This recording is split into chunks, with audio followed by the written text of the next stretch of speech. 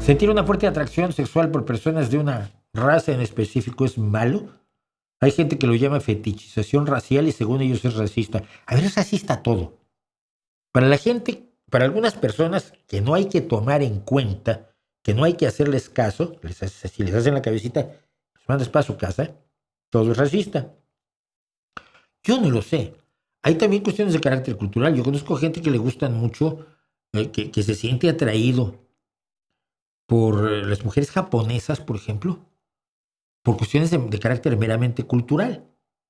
Le gusta la cultura japonesa, le gusta, es otaku, entonces tiene ese. Yo no creo que sea nada más que la variación natural del ser humano en lo que se llama la selección sexual y punto.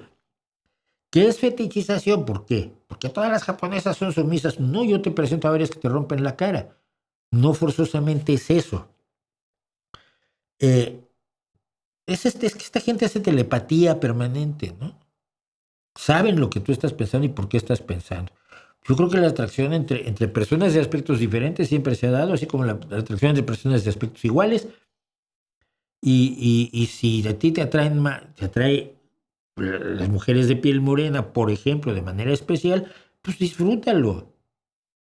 Si logras que alguna le atraigas tú, pues igual pueden hacer vida en común y pequeñitos que sean más morenos que tú y menos morenos que ella, por decir un caso, si fuera el caso. No, de veras viven en un mundo Disney. Y hoy vamos a hablar del mundo Disney.